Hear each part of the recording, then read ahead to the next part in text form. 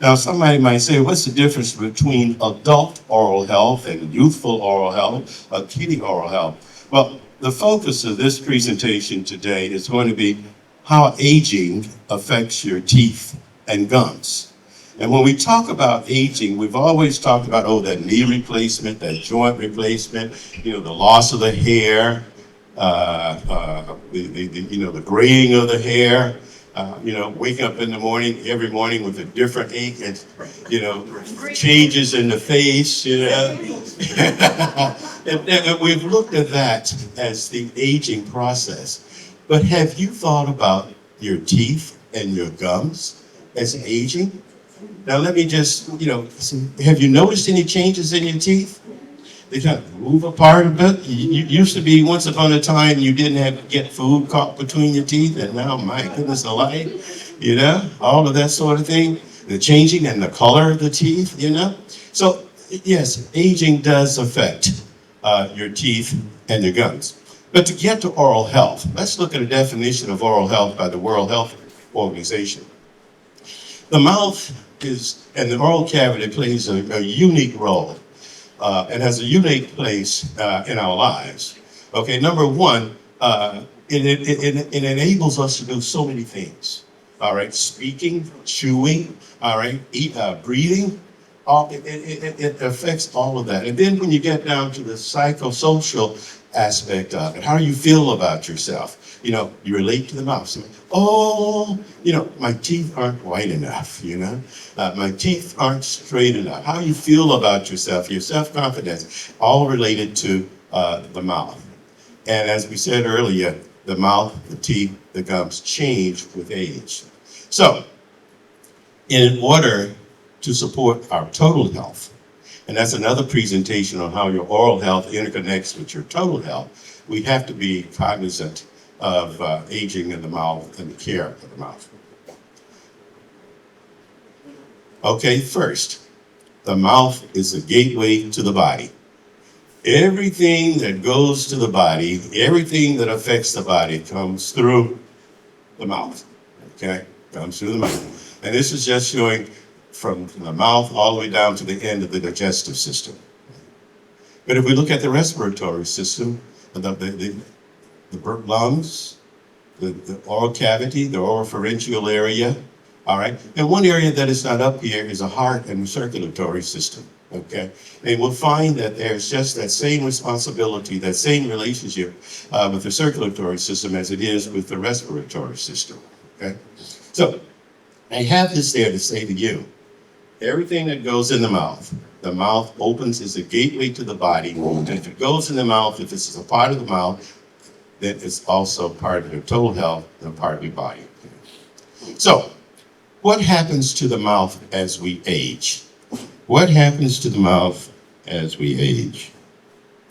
Okay. Just as ages changes occur in all of your body cells, tissues, and organs. Everything, all the organs in the body, there are changes. Changes affect the teeth and the gums. And as we age, we have these health conditions that develop. We have these medications that we take. And these health conditions and the medications that we take all affect the teeth and the gums, and then your overall health. We find that the cells of the whole body renew at a slower pace, so we're not getting that cellular replacement as fast as we used to. We find that the tissues become thinner and less dense, so therefore there's less protective mechanisms, all righty? The bones become less dense and the bone becomes weak. As we age, we get to deal with osteoporosis. And as bones become less dense, what happens to the bones of the jaw? Less dense, and so therefore you find some movement going on. You find some tooth mobility going on. So these are all things that occur in the mouth as we age. And so the immune system becomes weaker. And as the immune systems become weaker, then our ability to gear those little soldiers up that do the fighting and defend our body, they lose their capability. And so we do not heal as fast. We are more prone to infections, okay? So if we look here, we see in the mouth, okay? We lose bone tissue. We have gum recession, okay? All right, and then the salivary glands are down here, and as we take these medications may affect the salivary glands. And as they affect the salivary glands, what happens? We produce less salivary fluid. As you produce less salivary fluid, that means you're more prone to decay. All righty? So, in addition to that, we lose taste. When we do that. And then we end up producing less salivary fluid. We end up with what's called dry mouth. All right, and dry mouth is also caused by a lot of the medications that we take, okay? And so another factor as we look at the aging mouth, exposure to sunlight, okay, causes lip cancer. If those people that work outside a lot, okay, as they age, then we'll develop skin cancers, okay? So, and also those individuals that are heavy tobacco users and alcohol users, especially if they combine tobacco and alcohol. When they do that heavily, then they're more prone to developing oral cancer, okay? So these is what's happening in the mouth as we age. All right, so what are some health problems? What are some common health problems that occur in older adults? Well, we already mentioned dry mouth, xerostomia, okay? Now, aging is a cause. We talked about the salivary fluids and a decrease in the fluids produced by the glands, the medications, and we'll talk about some of these medications and some of these conditions a little bit later, okay? Health conditions, all right? Diabetes, all right, is chronic kidney disease, all right, can lead to, because of the medications that you take, dry mouth, all right? And of course, we've already mentioned the decrease and the changes in the salivary fluids, all right? All right, so as we have these salivary changes, we lose some of the taste, we lose some of our chewing capability, we develop mouth sores, and then gum disease becomes prevalent. And of course, as we lose the amount of fluid, salivary fluids in the mouth, we're more prone to yeast infections in the mouth, okay? So those are some good conditions there. And of course, when it comes to the gums, all right, bleeding gums, and this can be related to a number of the health conditions that we have, all right? And we've receding gums and bone, and we talked about the enlarged spaces between the teeth, medications and salivary changes. But one of the big things that we have is bacteria. And we'll talk a little bit more about bacteria later on. And because the bacteria is so prevalent in the mouth, poor dental and oral hygiene leads to an influx of more bacterial infections. And these bacterial infections then react in the body to many other areas of the body and can cause untoward situations. All right. So, what are some systemic conditions, some health conditions that we can look at that affect your oral health? Okay. We can go down this whole list of medical conditions. All right. And in some shape or form or fashion, they can affect your oral health. Now, I have a whole presentation just on medical conditions and an interrelationship between systemic health and oral health. But because of the time today, we won't get into all of that. We'll just identify these. Diabetes, okay, definitely because of the effect that diabetes has on the body itself. And then secondly, you're more prone to infections. You don't heal as well. The immune system is compromised. And definitely the medications affect stroke, cardiovascular disease, okay, Sjogren's syndrome, oral cancer, hypertension, arthritis, osteoporosis, HIV/AIDS, emphysema, hepatitis C, vitamin deficiencies.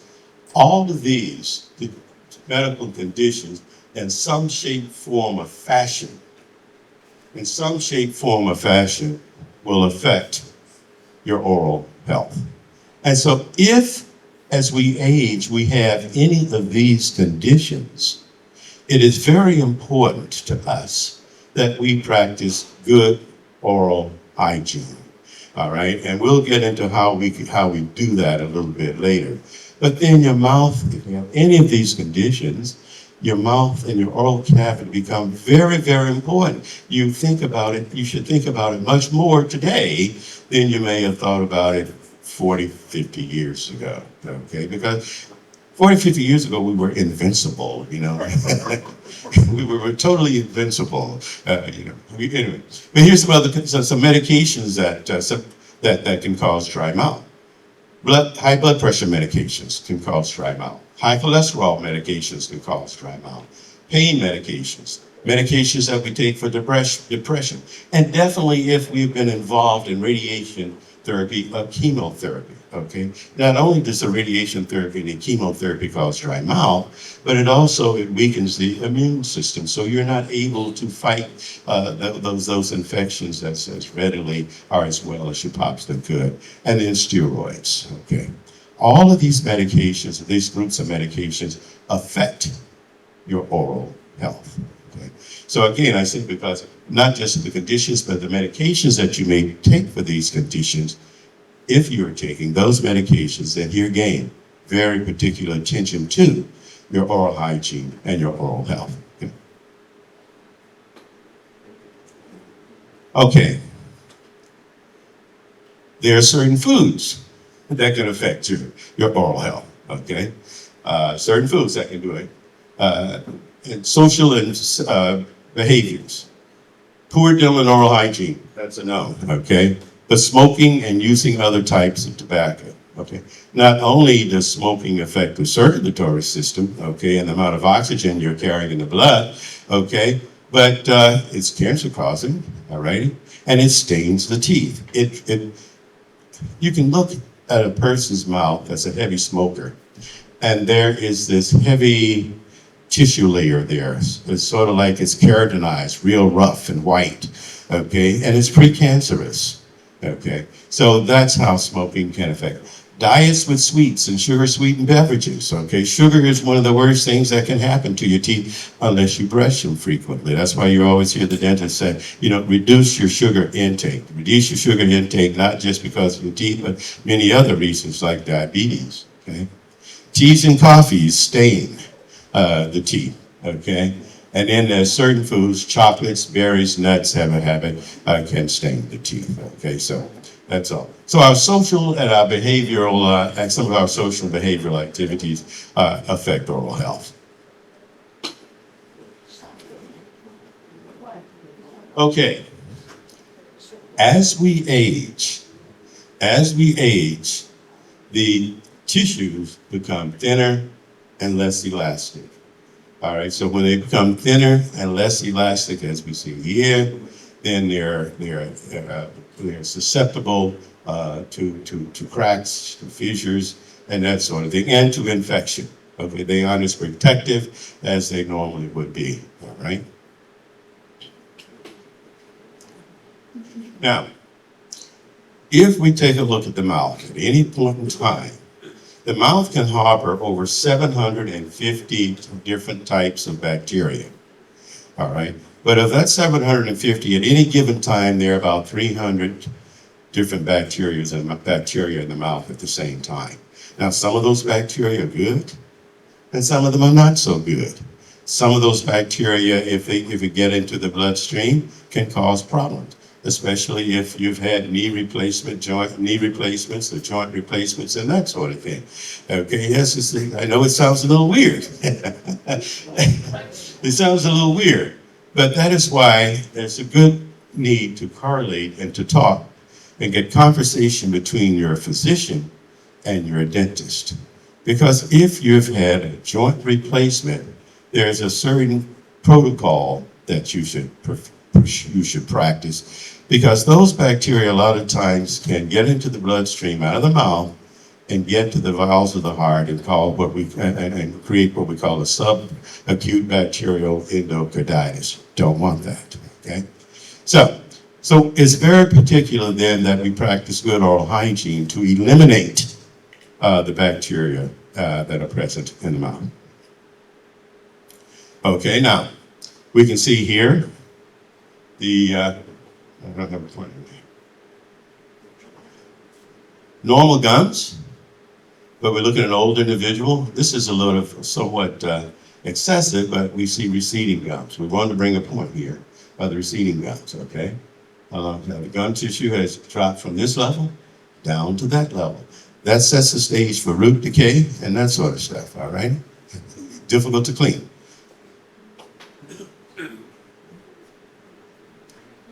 All right? So, the major risks for tooth loss are cavities and gum disease.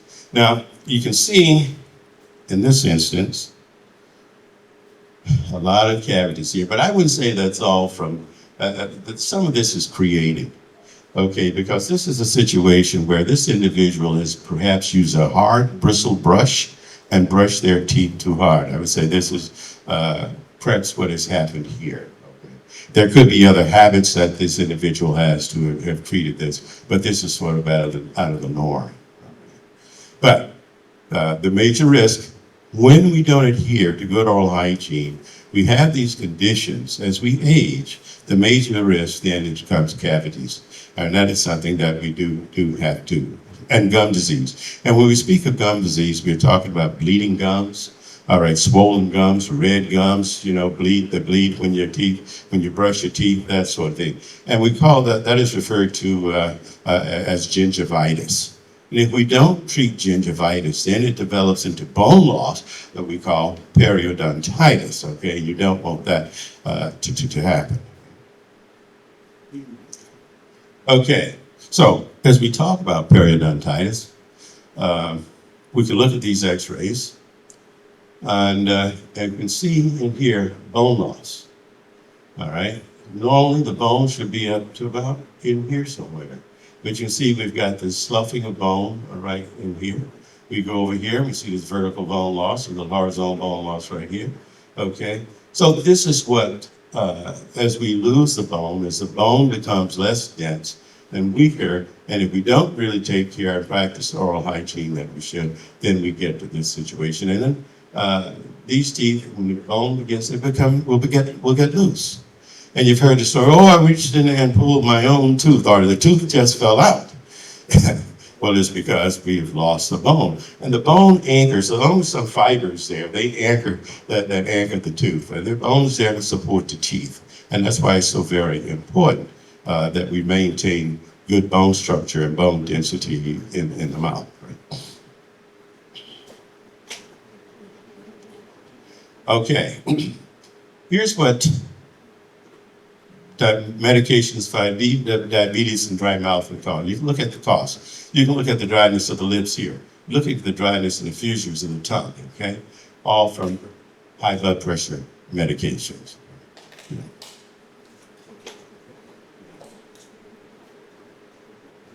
All right, it can affect your oral cavity. We look at ulcers and mouth sores. Okay? And in this case up here, you look at, this is not just from diabetes, this is from lack of of good care, okay?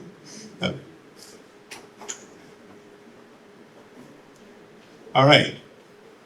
Earlier I mentioned, aging and how it affects the face. Okay, you can see these changes from this individual here all the way over in the structure, overall facial structure. And if you notice, the lips and how the lips can over time can change. Okay, so we talked about infected gums. You see periodontitis, you see this flow of bacteria. Okay? And here's the mouth with periodontitis, okay? And you can see the swelling of the gums. Now, these in between the gums and the teeth, like here, these are called papilla. And the papilla should be flat against the tooth. They should be sculpturally shaped like this. But let's look down here. Instead of being sharp like this, they're blunted, okay? And they're red. If you brush, this person brushes his teeth, they're gonna bleed. If you look at this layer of white, that's calculus, what we normally would call tartar. So all of this contributes to the periodontal structures, the periodontal conditions of the mouth. And so when the gums become infected, okay, those bacteria that are present there get into the bloodstream, okay? And these bacteria produce toxins. And these toxins then cause damage to a number of the organs that the blood circulates through, the liver, the kidney, the heart, okay? All right? And so that's how it can affect, the bacteria in the mouth can affect your overall body, okay? So,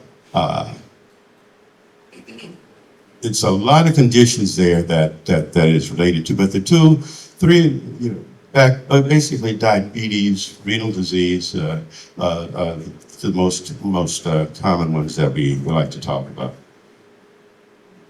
So, we've talked about the circulatory system. So here's what happens. Bacteria in the mouth, they get into the bloodstream through the gums, and then they can get to attach in the vessels. There are plaques, and those bacteria can attach to those plaques in those body. And these are the same plaques that cause blood clots and that cause strokes. Okay, so what happens? They get there. All right, and you got to get on these, attached to those plaques, and they create a blockage. And before you know, we've got a blood clot and then a stroke or a heart attack. All right, so that is why it is a good reason to this is showing the bacterial connection between the circulatory system, the heart, strokes, and heart attacks. So, good oral health practice will prevent and reduce the problems of the oral cavity as we age. Okay, we cannot say too much about that. So what do? We brush and we floss every day. You have regular checkups. Use mouth rinses. Don't use tobacco or reduce the amount of tobacco you use, and eat healthy foods. Stay away from the sugary, refined foods, okay? Reduce the amount of sugar refined foods. How about that? Okay, so what brush? The question you asked me, okay, you're saying I've got to brush twice a day and everything, and what kind of brush do I use?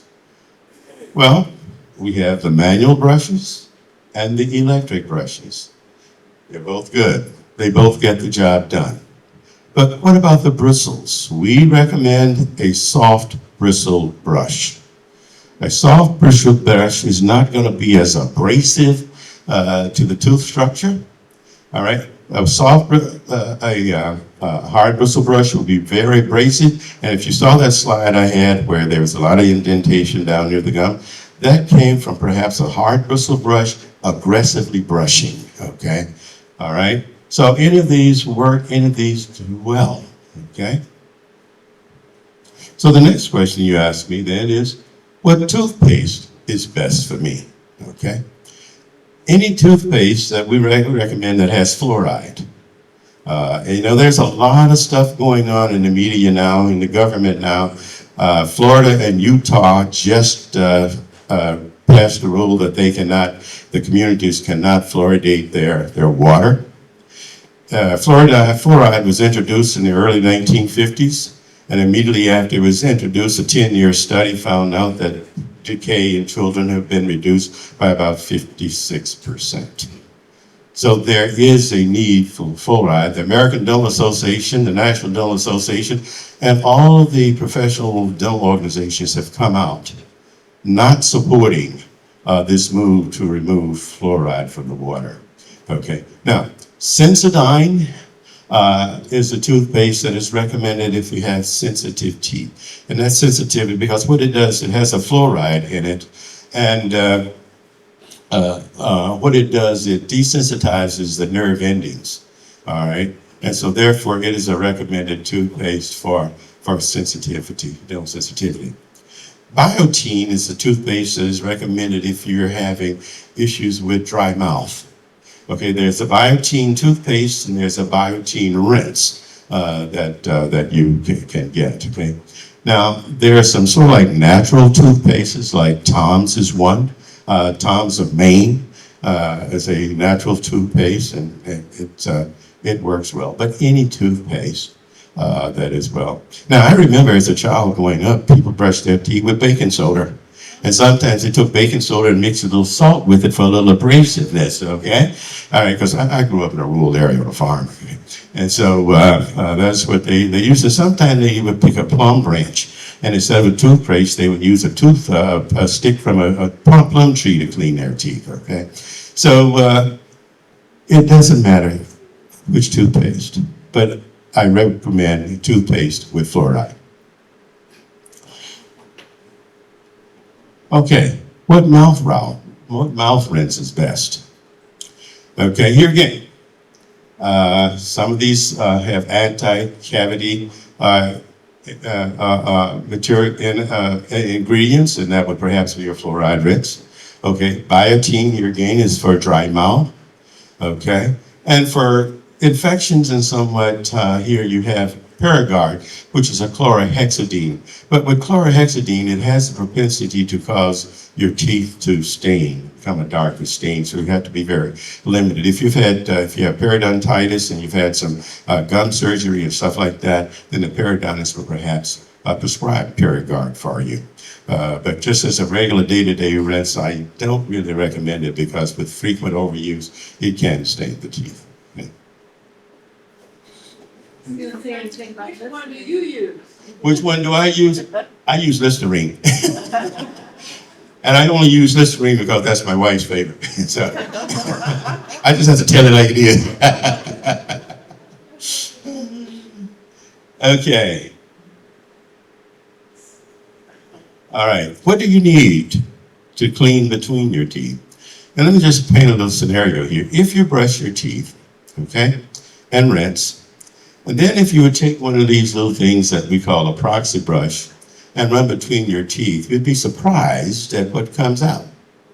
All right, so to help you, we recommend floss and proxy brushes, and they come in different sizes. And if you have difficulty using your hands to floss, then they have these little floss holders that work very well. And they come in, you can use them once and toss them away. You get them in packages of 150.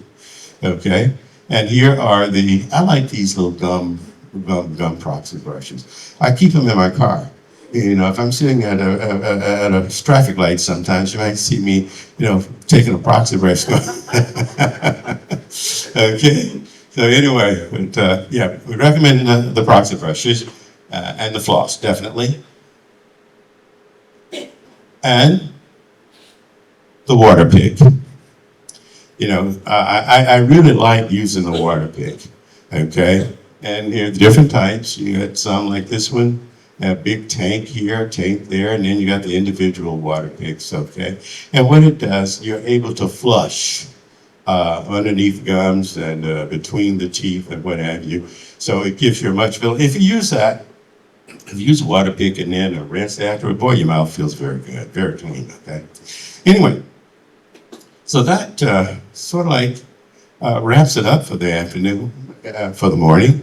And what I've just wanted to do is to give you some ideas and some thoughts on how the mouth and the oral cavity ages just as the body, and how the aging process of the oral cavity is affected by your total health system and the changes that you can see and what you can do to maintain good oral health and oral health practices to ensure that you have a great oral cavity.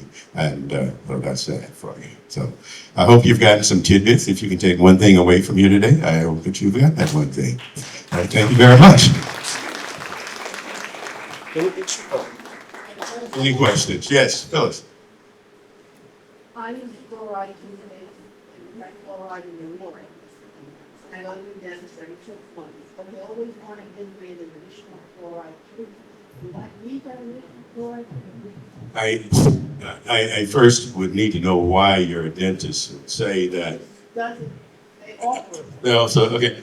Let's say, do you want additional fluoride? I will tell you, I don't get the additional fluoride treatment when I go to the dentist because I use a fluoride toothpaste and I use a fluoride rinse. Okay. And I think that is protected. Dr. Fryer, now Dr. Fryer may have a different perspective on that. So, Go to the mic.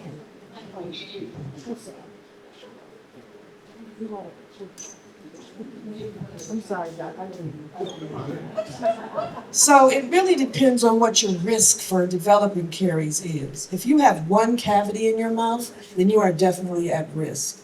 If you have medications, if you have dental prostheses, if you have some manual dexterity issues, then you are at a moderate risk for caries. If you are at a moderate risk for caries, then it is suggested that the fluoride in the water stops really in development. That you get over the counter seeps in through your saliva into the tooth structure itself and replaces the minerals. So if you are in a state where you do potentially have a moderate risk at developing caries, then having fluoride either over the counter or chairside. So what I recommend for patients when I'm doing their caries, if they are moderate or high risk, I do recommend that you have chairside varnish placed periodically. And that would be a recommendation from your doctor. That's chairside. But at home rinses and fluoridated toothpaste, those are over the counter. yeah, I kind of get the impression that he offers this to everybody. And, you know, I wonder if he's getting, Well, I can't argue with that point, Yeah. but the point might be, I've had patients who are fine, and I had a gentleman who was in the military, he was older, and the appointments that I had with him, he was fine. And then all of a sudden, he started getting cavities at the margins of his fillings. And I said, Colonel, what is going on? He says, well, I'm practicing for, what's that walk that you do? The walk, there's a walk that they do. No, it's a walk they do. They carry backpacks on their back and they walk for miles. And he said to keep himself active, doing that, attentive, he started using peppermints. Well, the peppermints have sugar in it. And once the sugar gets involved with the bacteria that are responsible for caries production, then he's going to end up with cavities. So your life may change, is my point. You just don't know. So it's not a bad idea to have varnish placed because you just don't know. Is it required for a low risk patient? I'm not sure, but I don't have a problem with someone placing varnish as a practice. I agree with Dr. Fryer. I'm not opposed to it, and I think it's an added protective mechanism when they do offer it that way. So, yeah. Okay, other questions? Thank you, Dr. Fryer. Yes, ma'am. I have sort of a predicament. I'm taking Prolia for, excuse me, I'm taking Prolia for bone density, and I was sent to the dentist to have a tooth extraction. And he said, oh, I can't do that. You're taking Prolia. And evidently, it causes infections and stuff. And I really don't know Prolia. I'm trying to recall, is that one of the like Fosamax? You have Osteoporosis? Yeah. Okay, all right, Yeah, we can, okay. And I'm sort of concerned, I'm trying to keep, in fact, I do my teeth twice a day with the little stick that goes in between, the floss, and the brushing the teeth, and the, the mouthwash. I do that to keep from having to have a tooth extraction, but what happens if I do?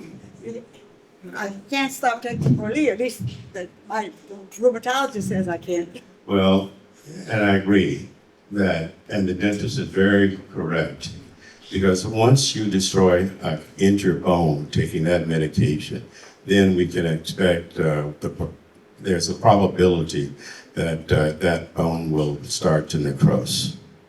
Okay, so therefore, it is a result of the effect of the medication. I think what is it? Is it acute necrotizing?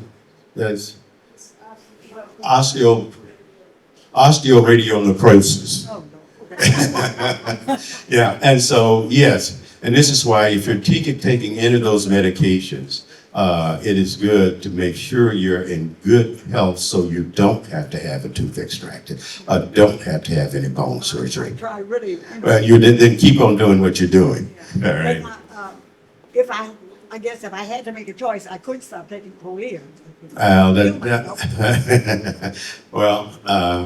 that is something that you would have to discuss with your physician. Yeah, we won't delve into that one.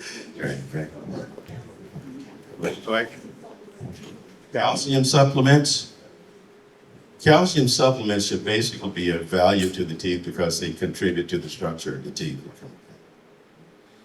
Okay, other questions? No further questions, okay?